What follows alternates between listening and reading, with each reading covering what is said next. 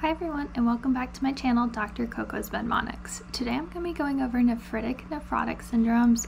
This is not all-inclusive, but these little keywords might help you differentiate diagnosis or just those keywords that become high yield on STEP. So first I'm going to go over nephritic syndrome, and the way I kind of think of this is like itic kind of sounds like icky, like gross, icky things. And what's icky? Well, blood's icky. So nephritic syndromes are going to have those red blood cell casts, as well as decreased GFR and hypertension. But also nephritic icky syndromes, a lot of them end in itis. So that might help you differentiate if, am I thinking nephritic nephrotic? Well, what does it end with? And most of them end in itis. There's two that don't, but we'll keep going. So some of these I didn't come up with, I just found really helpful. I'm pretty sure that the dirty medicine guy came up with some, and first aid came up with some, and I think I even took some from Pathoma. So I didn't make up all of these, but I put them all on here just to kind of help you guys. So post-strep glomerulonephritis, I think of a PS3 like the video game system, and that helps PS for post-strep, and then 3 for both decreased C3 levels because your body's using all of their C3, as well as that this is a type 3 hypersensitivity reaction. So then if you can remember those, you'll remember it's like an immune complex deposition, and hopefully you can figure out if this is post-strep or not. Another thing that you'll want to remember is this is going to be a nephritic syndrome that shows up a couple of weeks after they have strep. Versus like the other syndromes, STEP really likes you to know this one versus minimal change. And minimal change will be a lot faster versus post-strep will be a couple weeks after you have a strep infection. Rapidly progressive glomerulonephritis or crescentric. The crescent is like what you see on the EM picture. I actually have a whole slide for this because I did MEG as the mnemonic, so I will go over that on the next slide. Diffuse proliferative glomerulonephritis, I'm pretty sure it was the dirty medicine guy that did this, and I literally don't even say lupus anymore. I'm like, oh, this is diff lupus. And that helps you know that it's a wire looping of the capillaries. So looping diff lupus for diffuse proliferative. Oh, that was gold. Props to that dude.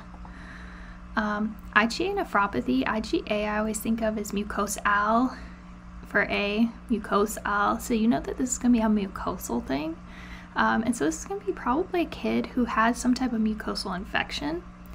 And then they'll have an increased IgA or an IgA deposition. And they'll even talk about IgA vasculitis, which is the HS purpurea. And so if they talk about a kid who maybe is having some nephritic, like red blood cell cast or something going on with his kidneys, and then they even say something about him having a purpuric rash on like his butt and legs, you should be thinking IgA nephropathy and looking for that deposited IgA in his glomerulus. Allport, this one's a little bit of a stretch, but I think of airport instead of allport. When you go to the airport, you can't hear, you can't see, and you can't pee because you're like waiting in TSA or something. You can't hear those people because, especially now, they all have masks on. But half the time they're like, and I'm like, what? And it's like, oh, take off my shoes. So you can't hear. And then even when you're on the airplane, like it's so loud on airplanes, you can't hear. You can't see where you're going on an airplane, right? Only the captain can. And you can't go pee because you're in the middle aisle and you don't want to jump over somebody. And then, so that would help you remember you can't hear. So in Alport, they're deaf. They have some type of like seeing issues, whether it's cataracts or blindness, and they can't pee. Obviously, we're talking about nephritic syndrome, so we're in the kidneys. And you have your suitcase. And I just imagine from like the escaping Amish people, maybe their suitcase is like a basket. I'm not sure. It's kind of a stretch, but that way you can maybe remember there's a basket weave due to the irregular thickening of the glomerular basement membrane. So here's the rapidly progressive glomerulonephritis, and I did Meg. If you don't know who Meg is, that's Meg from like Family Guy, and she was kind of weird, and I just put a little like Chris-centric earring on her. Maybe you can think that she is really into like studying the moon or something. I mean, she is kind of the butt of every joke of that show, so I don't know, maybe she's doing something weird. But I did a crescent. That's kind of what it'll look like on as a EM picture, but it also kind of looks like an earring. So there's 4 of these that spell out Meg. First one is microscopic polyangiitis, and this one, it looks a lot like Wegener's, but there's no nose involvement, and then the microscopic will help you remember it's P ANCA versus Wegener's is going to be C ANCA positive. Eosinophilic granulomatosis with polyangiitis, this is also called Church-Strauss. I like to think of as Church-Strauss, but also eosinophilic will help you remember that this is going to be asthma. So you have somebody with a history of asthma that all of a sudden is P ANCA positive with some type of renal deficits going on, and that's going to be Church-Strauss or eosinophilic granulomatosis with polyangiitis, whichever the test writers decide it is that day. Next is good pastures. This one I always think of like 2 cows, so that's for type 2 hypersensitivity, and the cows is going to be like you're coughing and you're peeing, so cough out and wee stuff, and you're in a smoky pasture. And how does that help you? Well, you're going to have a patient who literally has like hematuria and hemoptysis, and you're like, oh, what the heck, like the lungs and the bladder aren't really connected, right? So this is kind of a very unique situation that you're looking at. So 2, hypersensitivity, cows for coughing, so hemoptysis, and peeing, hematuria. There's blood because we're looking at a glomerulonephritis, right? It's icky, and it's in smoky pastures for that linear smoky look on the immunofluorescence. And so I put a little smoky pasture over here. Hopefully that helps you. Knowing that it's smoky has gotten me questions right before because they'll show a picture. Last, I'm pretty sure that the Pathoma videos did this one for Wegener's, but he said he calls it Weckner's. And so you draw a C, and I drew a C on Meg over here, so you know that goes from the nose to the lungs and out the kidney. The C also helps you with C ANCA, and you treat it with cyclophosphamide. I thought that was really good. That was gold. If you can't remember as Weckner's, you could also make that C a G and make it Wegener's. I mean, a C and a G look pretty similar, so it might help you there. Next, we're going to do nephrotic syndromes. Nephrotic, I always think the O is like protein. And what does protein do? It makes your pee frothy and fatty, and I think of it as when people do too much protein, like protein supplements, and they don't actually go to the gym, they can actually gain weight from it, right? Because there's a lot of calories in those protein shakes, and you need to actually use that protein. Unless you're doing it while you're in a calorie deficit, you might actually gain some weight from those. And fat people are more coagulable, and this is due to a loss of antithrombin 3 in your urine. And you could probably think it through as far as being in a hypercoagulable state when you're overweight. Makes a lot of sense.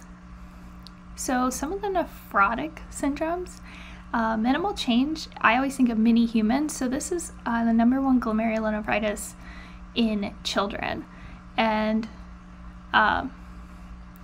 so you'll have a kid, and this is the one where they'll try and do, is it this minimal change or is it post-strep? And if it's post-strep, it's been a couple of weeks post a strep infection, versus minimal change can happen in an infection, but it can happen right away. So that's kind of how they differentiate those if they don't give you that there's protein in their urine or a red blood cell cast. Next, we have focal segmental.